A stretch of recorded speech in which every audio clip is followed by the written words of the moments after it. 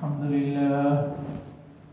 لله نحمده ونستعينه ونستغفره ونؤمن به ونتوكل عليه ونعوذ بالله من شرور أنفسنا ومن سيئات أعمالنا من يهد الله فلا مضل له ومن يضلل فلا هادي له ونشهد أن لا إله إلا الله وحده لا شريك له ونشهد أن سيدنا وسندنا وحبيبنا وشفيعنا ومولانا محمدا صلى الله عليه وعلى آله وصحبه وبارك وسلم تسليما كثيرا أما بعد فأعوذ بالله من الشيطان الرجيم واعبدوا الله ولا تشركوا به شيئا وبالوالدين إحسانا وبذي القربى واليتامى والمساكين والجار ذي القربى والجار الجنب والصاحب بالجنب وابن السبيل وما ملكت أيمانكم. وقال النبي عليه الصلاة والسلام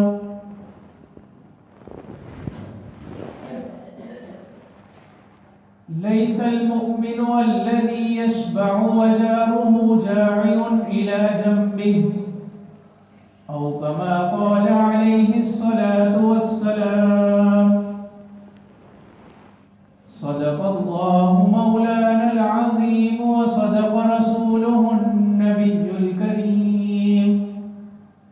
ونحن على ذلك لمن الشاهدين والشاكرين والحمد لله رب العالمين.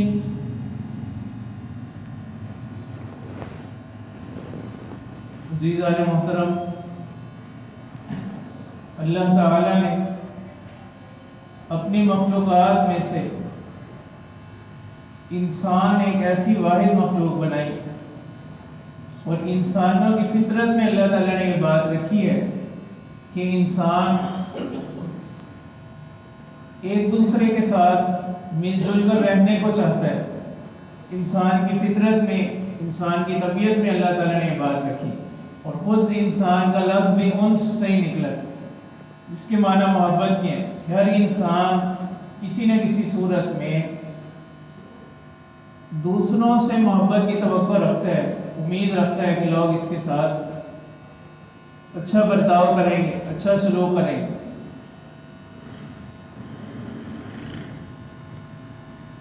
اور انسان اگر چاہے بھی کہ معاشرے سے علیحدہ ہو کر کٹ کر رہنا شروع کر دے تو ایسا نہیں ہو سکتا. اسی بنا پر دین اسلام کے اندر قرآن و سنت نے ہمیں معاشرت سے متعلق، لوگوں کے ساتھ مل جل کر رہنے سے متعلق کیا احکامات ہیں، اس کی کیا تعلیمات ہیں،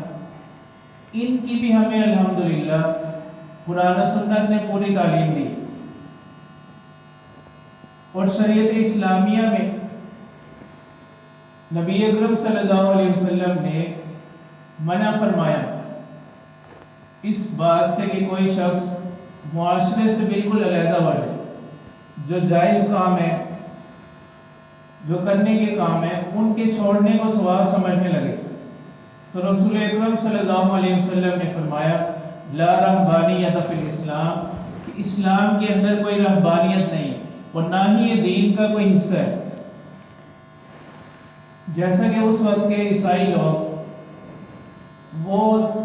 اپنے آپ کو جو دیندار کہلاتے تھے وہ بہت سی جائز چیزوں کو چھوڑنے کو بھی ثواب سمجھتے تھے اور معاشرے کے باقی لوگوں سے الگ تھلگ ہو کر رہتے تھے. اور اسی بات کی طرف اللہ کے رسول صلی اللہ علیہ وسلم نے توجہ دلائی کہ جس وقت بعض صحابہ نے جب پہلے لوگوں کی عبادات کا حال سنا کہ بنی اسرائیل کے لوگ اتنی عبادتیں کیا کرتے تھے، تو اس وقت بعض صحابہ نے عہد کیا کہ ہم آئندہ سے ہم کسی کے ساتھ کوئی میل جول نہیں رکھیں گے، کسی کے ساتھ کوئی تعلقات نہیں رکھیں گے، نہ ہی ہم نکاح کریں گے،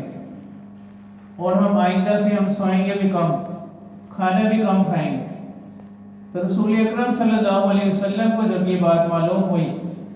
تو رسول اکرم صلی اللہ علیہ وسلم نے فرمایا، نہ صرف فرمایا بلکہ اپنے آپ کو بطور مثال کے پیش کیے۔ تو نبی اکرم صلی اللہ علیہ وسلم نے فرمایا کہ میں بھی تم ہی میں سے ہوں، اور میں نے نکاح بھی کیا، میں عبادت بھی کرتا ہوں، اور میرا سونے کا بھی ایک معمول ہے، اور جس وقت مجھے حاجت ہوتی ہے، بھوک ہوتی ہے، تو میں کھانا بھی کھاتا ہوں۔ تو نبی اکرم صلی اللہ علیہ وسلم نے صرف قولی طور پر نہیں بلکہ عملی طور پر اپنے آپ کو بطور نمونہ کے پیش کیا۔ تو عام طور پر ہمارا رویہ یہ ہوتا ہے کہ دین کے جو مختلف شعبے ہیں ان میں سے ہم نے صرف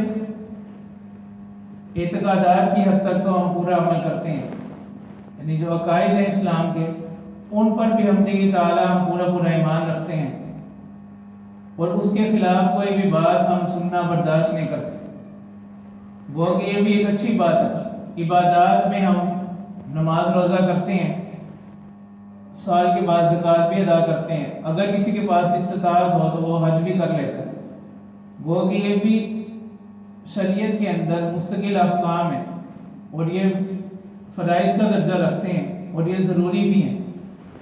لیکن غلط فہمی یہاں سے پیدا ہوتی ہے کہ جب ہم سارا دین انہی دو چیزوں میں بند کر دیتے ہیں کہ سارا کا سارا دین ہم اعتقادات کو قرار دے دیا، عبادات کو قرار دے دیا، اور باقی جو دین کے دوسرے شعبے ہیں، معاملات ہیں کہ ہمارا لوگوں کے ساتھ معاملہ کیسا ہونا چاہیے، لین دین کا معاملہ ہے،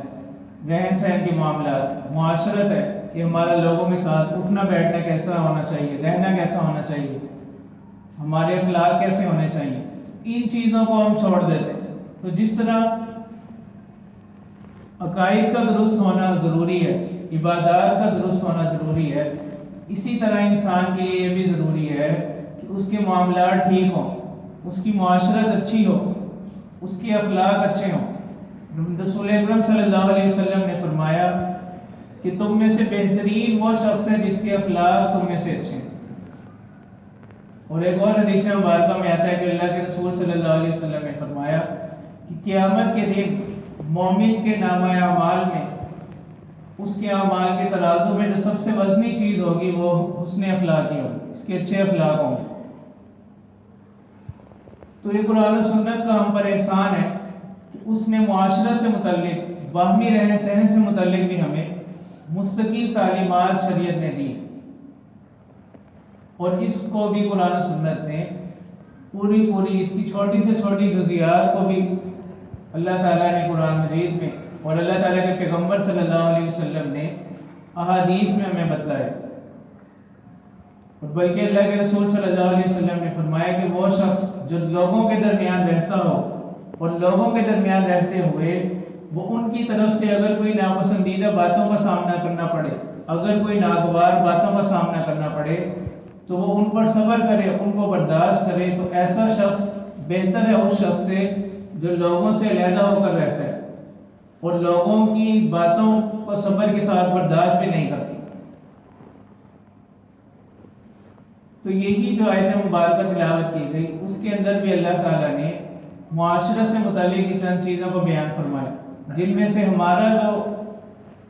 زیادہ اہم موضوع ہوگا آج کا انشاءاللہ وہ یہ ہے کہ ہمسائے پڑوسیوں سے متعلق قرآن و سنت کی کیا تعلیمات۔ تو اللہ تعالیٰ فرماتے ہیں وَاعْبُدُوا اللَّهَ وَلَا تُشْرِكُوا بِهِ شَيْئًا، کہ اے لوگو اللہ ہی کی عبادت کرو اور اس کے ساتھ کسی کو شریک نہ ٹھہراؤ۔ اللہ تعالیٰ نے انسانوں کو پیدا کیا، اللہ تعالیٰ کی ذات سب سے زیادہ اس بات کا حق رکھتی ہے کہ صرف اسی کی عبادت کی جائے۔ اللہ تعالیٰ کی ذات کے ہم پر بے پناہ احسانات ہیں اور اللہ کے ساتھ کسی کو شریک نہ ٹھہرایا جائے۔ اس کے بعد اللہ تعالیٰ فرماتے ہیں وَبِالْوَالِدَيْنِ إِحْسَانًا، والدین کے ساتھ حسن سلوک کرو۔ اللہ تعالیٰ کے بعد والدین ایسے لوگ ہیں جو انسان کے دنیا میں آنے کا سبب ہوتے ہیں،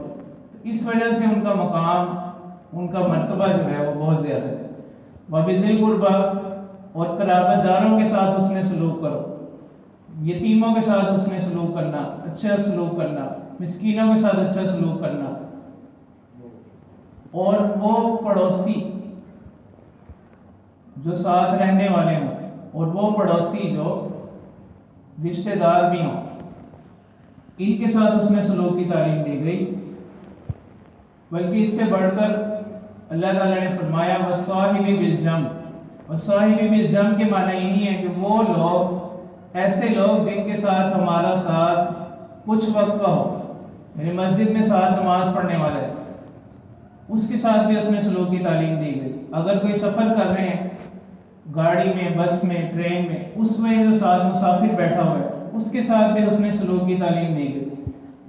اگر کہیں پر کوئی دکان ہے، کاروبار ہے، وہاں پر جن لوگوں سے واسطہ پڑتا ہے، اگرچہ وہ وقتی ہوتا ہے، لیکن ان لوگوں کے ساتھ بھی حسن سلوک کی تعلیم دی گئی۔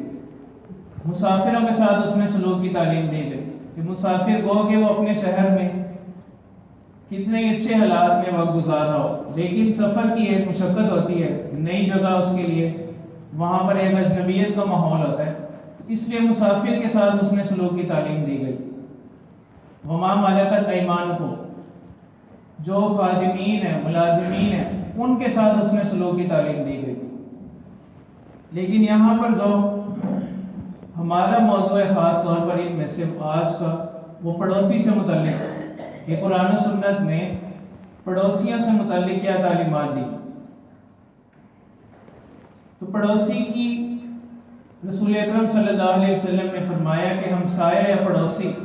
یہ تین طرح کا ہوتا ہے۔ ایک تو وہ ہمسایہ اور وہ پڑوسی جو صرف ہمسایہ ہو، اور دوسری قسم کا وہ پڑوسی ہے جو ہمسایہ ہونے کے ساتھ ساتھ مسلمان بھی ہو۔ تو اس میں دو حقوق ہو، ایک تو مسلمان ہونے کی وجہ سے اور ایک پڑوسی ہونے کی وجہ سے۔ اور تیسری قسم کے وہ پڑوسی ہیں جو ہمسائے بھی ہوں، مسلمان بھی ہوں اور رشتہ دار بھی ہوں۔ تو اس کے تین حقوق ہم پر لازم ہو، ایک تو ہمسائے ہونے کی وجہ سے، دوسرا مسلمان ہونے کی وجہ سے، اور تیسرا رشتہ دار ہونے کی وجہ سے۔ اب پڑوسیوں کے کیا حقوق ہیں، اس کو بھی ایک حدیث مبارکہ میں اللہ کے رسول صلی اللہ علیہ وسلم نے بیان فرمایا کہ اگر تم نے دیکھنا ہو کہ کسی کا ایمان کس درجے کا ہے، کہ کسی شخص کا ایمان کتنا کامل ہے، تو اس کا پتہ اس بات سے لگے گا اگر اس کے پڑوسی اس بات کی گواہی دے۔ تو پڑوسی کا شریعت میں اس قدر مقام ہے۔ اور نبی اکرم صلی اللہ علیہ وسلم نے فرمایا کہ صحیح معنی میں مسلمان کہلانے کا حقدار وہی ہے کہ جو اپنے پڑوسی کو تکلیف نہ دے۔ جو شخص اللہ پر ایمان رکھنے والا ہوگا اور آخرت پر ایمان رکھنے والا ہوگا، فلا یؤذی جارہ، وہ اپنے ہمسائے کو تکلیف نہ پہنچائے۔ تو اس کی یہ نشانی اللہ کے رسول صلی اللہ علیہ وسلم نے بیان فرمائی کہ ایمان والا وہ شخص ہوگا جس کا ہمسایہ اس سے محفوظ۔ اسی لیے ایک اور حدیث مبارکہ میں اللہ کے رسول صلی اللہ علیہ وسلم نے فرمایا کہ وہ شخص مومن نہیں کہ جس کے پڑوسی اس کے شرور سے مطمئن نہ ہو، یعنی ابھی اس نے کوئی تکلیف نہیں پہنچائی، اس کی طرف سے اسے کوئی تکلیف نہیں پہنچی، لیکن اس شخص کا مزاج ایسا ہے، اس کا رویہ ایسا ہے، اس کے پڑوسی کو خطرہ ہے کہ کسی وقت یہ کیا کر سکتا ہے، مجھے کوئی تکلیف پہنچا سکتا ہے، کوئی اذیت پہنچا سکتا ہے۔ ایسے شخص کے بارے میں بھی اللہ کے رسول صلی اللہ علیہ وسلم اور جن کی کئی بھی بات میں کوئی بھی مسلمان ذرا سا بھی شک نہیں کر سکتا، وہ فرمانے کہ ایسے شخص کا ایمان کامل نہیں ہے، وہ شخص صحیح معنی میں مسلمان کہلانے کا لائق نہیں ہے کہ جس کے پڑوسی کو اس سے کوئی تکلیف نہیں پہنچی ابھی، لیکن وہ اس سے ہر وقت اس کو ڈر لگا رہتا ہے، اس سے خطرہ لگا رہتا ہے کہ کچھ نہ کچھ کر نہ دے۔ ایسے شخص کے بارے میں اللہ کے رسول صلی اللہ علیہ وسلم نے یہ فرمایا۔ اسی طرح ایک اور حدیث مبارکہ میں اللہ کے رسول صلی اللہ علیہ وسلم نے عام معاشرہ سے متعلق، رہن سہن سے متعلق اللہ کے رسول صلی اللہ علیہ وسلم نے فرمایا کہ جب تم اپنے گھر میں کوئی کھانا بناؤ تو اس میں کچھ اضافہ کر دو تاکہ اپنے پڑوسیوں کو بھی دے سکو. اور یہ خاص طور پر اللہ کے رسول صلی اللہ علیہ وسلم نے حضرت ابو ذر رضی اللہ تعالیٰ عنہ کو نصیحت فرمائی کہ جس وقت تم کوئی سالن بناؤ، شوربہ بناؤ، تو اس میں پانی کی کثرت رکھو تاکہ اپنے ہمسایوں کو، اپنے پڑوسیوں کو بھی دے سکو. کیونکہ جس وقت کھانے کی خوشبو ان کو جائے گی اور ان کو پتہ لگے گا کہ اس گھر میں فلاں چیز بن رہی ہے، اس گھر میں فلاں چیز بن رہی ہے، اگر وہ اس کی قدرت نہ رکھتے ہوئے، اگر وہ اس کی حیثیت نہ رکھتے ہوئے اور ان کے بچے اس بات کو محسوس کریں تو اس کے والدین کو کس قدر افسوس ہوگا کہ ہم اپنے بچوں کو یہ چیز مہیا نہیں کر سکتے. تو شریعت نے اس بات کا بھی خیال رکھا کہ کسی کی عزت نفس مجروح نہ ہو. تو اس لیے اللہ کے رسول صلی اللہ علیہ وسلم نے فرمایا کہ جس وقت تم کوئی سالن بناؤ اس میں پانی تھوڑا زیادہ ڈالو تاکہ باقی جو ہمسائے ہیں ان کو بھی دے سکو. اور دوسری طرف یہ شریعت کا حسن ہے کہ جہاں پر کوئی ایک حکم دیا جاتا ہے تو دوسرے شخص کو بھی پابند کیا جاتا ہے. اس کے حوالے سے بھی ایک حدیث مبارکہ میں اللہ کے رسول صلی اللہ علیہ وسلم نے فرمایا کہ کوئی بھی پڑوسن کسی پڑوسن کی دی ہوئی چیز کو حقیر نہ سمجھے، کمتر نہ سمجھے، اگرچہ وہ ایک بکری کا کھرا ہی کیوں نہ. مطلب مراد یہ ہے کہ کوئی معمولی سے معمولی چیز بھی اگر کسی پڑوسی نے دے دی تو اب اس میں کوئی عیب نہ نکالے. اس طرح ہمارے گھروں میں آتا ہے کہ اکثر عادت ہوتی ہے عورتوں کی، ان کے ذہن میں یہ آتا ہے کہ اگر ہم نے کسی کو کوئی چیز دینی ہے تو ایسی چیز دیں جو زیادہ بنی ہوئی. اور دوسری طرف ان کو یہ بھی امید ہوتی ہے اگر کوئی ہمیں کوئی چیز دے رہا ہے وہ بھی اتنی زیادہ ہو کہ وہ کسی کا گزارا ہو سکے. تو اس سے بھی اللہ کے رسول صلی اللہ علیہ وسلم نے جہاں ایک طرف دینے کا حکم دیا تو وہاں لینے والے کو بھی اس چیز کی تعلیم دی کہ وہ اس حوالے سے زیادہ امید نہ رکھے. مطلب جو بھی چیز اس کو ہدیے میں تحفتاً کسی ہمسائے کی طرف سے مل گئی اس پر صبر شکر کرے، اس پر اپنی خوشی کا اظہار کرے، نہ کہ اس میں عیب نکالے. یہ ایسے ہی ہے جیسے قرآن مجید میں اللہ تعالیٰ نے ایک حکم دیا اجازت سے متعلق. اگر اللہ تعالیٰ قرآن مجید میں فرماتے ہیں کہ کوئی کسی کے گھر جاتا ہے اور وہاں پر وہ اجازت لیتا ہے، پہلے تو اجازت کی صورت عام طور پر دستک وغیرہ ہوتی تھی، اس کی آج کل جدید شکل جو ہے وہ یہ گھنٹی آ گئی ہے. اگر کوئی کسی کے گھر جا کر بیٹھ دیتا ہے اور 3 مرتبہ اگر وہ اجازت طلب کرتا ہے اس کو اجازت نہیں ملتی بلکہ وہ گھر والا اگر اسے کہے کہ واپس لوٹ جاؤ تو اللہ تعالیٰ فرماتے ہیں کہ اس سے چاہیے کہ وہ وہاں سے واپس لوٹ آئے اور اس چیز کو محسوس نہ کرے. ممکن ہے اس شخص کی ایسی کوئی مجبوری ہو کہ وہ اس وقت ابھی اس کو نہ مل سکتا ہو، اس کی ضرورت کو، اس کی بات کو نہ سن سکتا ہو. اور یہیں پر دوسری طرف اللہ کے رسول صلی اللہ علیہ وسلم نے جو میزبان ہے اس کو بھی پابند کیا، جو گھر والے ہیں اس کو بھی پابند کیا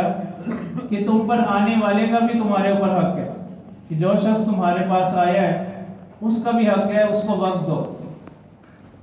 تو یہ قرآن و سنت کی خوبصورتی ہے کہ جہاں پر ایک طرف کسی کو پابند کیا جاتا ہے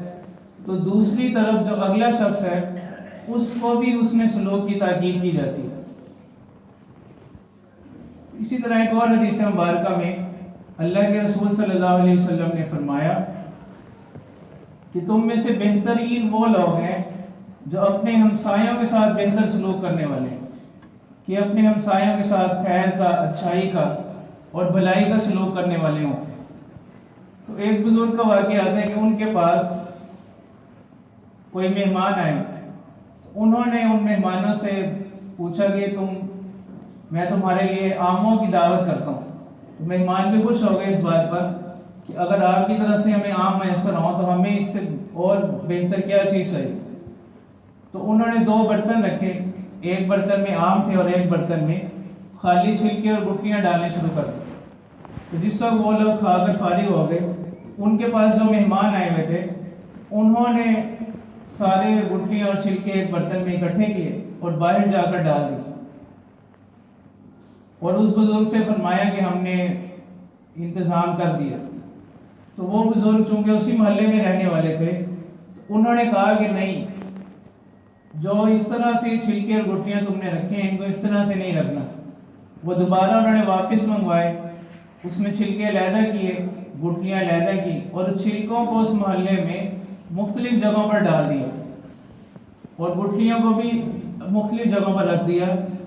اور پھر انہوں نے اپنے جو مرید ان کے آئے ہوئے تھے ان سے فرمایا کہ اصل وجہ یہ کہ ہمارے محلے میں جو آس پاس رہنے والے لوگ ہیں یہ اس بات کی حیثیت نہیں رکھتے، یہ اتنی طاقت قدرت نہیں رکھتے کہ یہ لوگ بھی آم کھا سکیں، تو اگر ہم سارے چھلکے ایک ہی جگہ اکٹھے رکھیں گے تو ان کے بچے دیکھ کر اس چیز کی فریاد کریں گے، اور ان کے والدین جب ان کو مہیا نہیں کر سکیں گے، اس طرح میں اس بات کا سبب بنوں گا کہ میری وجہ سے کسی کی عزت نفس مجروح ہو جائے۔ انہوں نے وہ چھلکے بھی علیحدہ علیحدہ جگہ پر رکھے۔ اسی طرح کا ایک واقعہ ایک بزرگ کا آتا ہے کہ وہ کچے مکان میں رہتے تھے، جس محلے میں وہ رہتے تھے وہاں ہر لوگ تمام لوگوں کے مکان کچے مکانات، اور کچے مکانات میں آپ لوگوں کو معلوم ہے کہ سال میں 1 یا 2 مرتبہ اس کی دوبارہ چھتوں کی دیواروں کی لپائی وغیرہ کروانی پڑتی ہے، تو وہ سال میں 2 مرتبہ اپنے مکان کو تیار کرواتے تھے، حالانکہ اس میں انہیں مشقت بھی ہوتی تھی کہ سارا سامان نکلوانا پڑتا۔ تو ان سے ان کے کچھ لوگوں نے جو ان کے قریبی لوگ تھے ان کے مریدین میں سے، انہوں نے ان سے درخواست کی کہ آپ ایک ہی مرتبہ اس کو پکا مکان بنوا لیں، کیونکہ چند سالوں میں اس پر جتنا خرچہ ہوتا ہے اس سے کم میں آپ کا مستقل حل ہو جائے گا۔ تو انہوں نے جواب دیا جس میں ہمارے لیے بڑی تربیت ہے، انہوں نے کہا کہ کیا تم یہ سمجھتے ہو کہ میرے بوڑھے دماغ میں یہ بات نہیں آئی کہ میں اس کچے مکان کو بدل کر پکا مکان بنوا لوں؟ تو میرے دماغ میں بھی یہ بات ہے، لیکن اصل بات یہ ہے کہ میرے ارد گرد کے جو مکانات ہیں وہ سارے مکانات کچے مکانات ہیں، تو میں اس بات کو اچھا نہیں سمجھتا کہ میرا مکان تو پکا ہو اور جو میرے ارد گرد ہمسائے ہیں، میرے آس پاس جو رہنے والے لوگ ہیں، ان کے مکانات کچے ہوں۔ تو کتابوں میں لکھا کہ یہاں تک کہ جب ان کے محلے کے باقی لوگوں نے بھی اپنے مکانات پکے بنا لیے تو پھر کہیں جا کر ان بزرگ نے اپنے مکان پکے بنوائے۔ تو یہی بات ہے جو اللہ کے رسول صلی اللہ علیہ وسلم نے فرمائی کہ تم میں سے بہترین مسلمان وہ ہے کہ جو اپنے ہمسایوں کے ساتھ اچھا سلوک کرنے والے ہیں۔ اور جیسے پہلے حدیث مبارکہ ذکر کی گئی کہ اللہ کے رسول صلی اللہ علیہ وسلم نے فرمایا کہ جو شخص اللہ تعالیٰ پر اور آخرت کے دن پر ایمان رکھتا ہو وہ ہرگز اپنے ہمسائے کو تکلیف نہ دے، اس کے کسی عمل سے، اس کے کسی قول سے اس کے ہمسائے کو تکلیف نہ ہو۔ امام غزالی رحمہ اللہ بڑے عالم گزرے ہیں، انہوں نے اپنی کتاب میں ایک بزرگ کا واقعہ نقل کیا کہ ان کے مکان میں چوہوں کی کثرت ہو، تو انہوں نے اپنے مریدین سے مشورہ کیا کہ اب اس کا کیا حل کیا جائے۔ انہیں کسی نے مشورہ دیا کہ آپ اس کے لیے بلی رکھ لیں، تو بات آئی گئی ہوگی۔ تھوڑے عرصے کے بعد پھر انہوں نے دوبارہ یہی اپنا مسئلہ ذکر کیا، تو ان کے مریدین نے پھر ان کو یہی مشورہ دیا کہ آپ اپنے گھر میں بلی رکھ لیں۔ تو پھر انہوں نے کہا کہ اگر میں اپنے گھر میں بلی پال لوں گا تو اس سے تو یہ ہوگا کہ یہاں سے تو چوہے نکل جائیں گے لیکن وہ میرے ہمسائے کے گھر چلے جائیں گے، جس سے ان کو تکلیف ہوگی۔ تو جو چیز میں اپنے لیے پسند نہیں کرتا کہ میرے گھر میں چوہے ہوں، وہ میں دوسرے اپنے کسی مسلمان بھائی کے لیے کیسے پسند کروں؟ تو انہوں نے پھر اسی طرح گزارا کیا اور آخر تک وہ اسی طرح چلتے رہے۔ تو یہی وہ بات ہے جس کو اللہ تعالیٰ کے رسول صلی اللہ علیہ وسلم نے مسلمان کے علامات میں فرمایا کہ جو چیز اپنے لیے پسند کرو وہی اپنے کسی دوسرے مسلمان بھائی کے لیے پسند کرو۔ تو یہی وہ اسلام کی بنیادی تعلیمات ہیں جن میں سے آج ہم نے خاص طور پر ہمسائے سے متعلق جو تعلیمات ہیں ان کا تذکرہ کیا۔ تو یہی وہ مثالی تعلیمات ہیں اسلام کی جن کو آج ہم نے فراموش کر دیا۔ ایک گھر سے دوسرے گھر میں اس کی کتنی بھی ضرورت ہے عام طور پر ہمسائے کو معلوم ہی نہیں ہوتی۔ ایک شخص کا ہمسایہ کن حالات سے گزر رہا ہے، کن مشکلات کا شکار ہے، اس کو اس کا معلوم ہی نہیں ہوتا، اس کا ادراک ہی نہیں ہوتا۔ بلکہ اس سے بھی بڑھ کر بعض جگہوں پر تو یہ بھی حالات ہوتے ہیں کہ اوپر نیچے رہنے والے لوگوں کو ایک دوسرے کے حالات کا علم نہیں ہوتا کہ کس مشکل میں ہے، کس مجبوری میں ہے۔ تو یہ بھی شریعت کی تعلیمات کا حصہ ہے، جس طرح عبادات شریعت کی تعلیمات کا حصہ ہے، عقائد شریعت کی تعلیمات کا حصہ ہے، اسی طرح معاشرت کا اچھا ہونا یہ بھی شریعت کی تعلیمات کا حصہ ہے، اور ان پر بھی عمل اسی طرح ضروری ہے جس طرح عبادات ضروری ہیں، جس طرح اعتقادات پر عمل کرنا ضروری ہے۔ تو دعا ہے کہ اللہ تعالیٰ اس پر ہمیں عمل کی توفیق عطا فرمائے تاکہ ہمارا معاشرہ جو ہے ایک مثالی معاشرہ بن سکے۔ اور یہ ہم دوسرے لوگوں کے لیے جو غیر مسلم لوگ ہیں ان کے لیے ہم نمونہ بن سکیں. تو دعا ہے کہ اللہ پاک عمل کی توفیق عطا فرمائے. وآخر دعوانا الحمدللہ رب العالمین.